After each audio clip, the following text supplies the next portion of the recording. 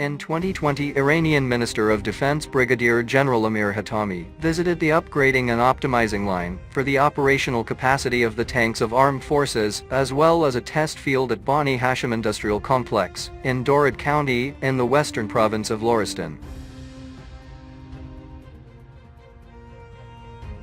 Overhauling and upgrading military and defense weapons require up-to-date knowledge. The Ministry of Defense relies on domestic capabilities to strengthen Iran's military power, the minister said. Hatami added that his country is currently capable of manufacturing tanks equipped with the electro-optical fire control system, laser rangefinder system and ballistic computer system capable of firing at both fixed and moving targets, day or night.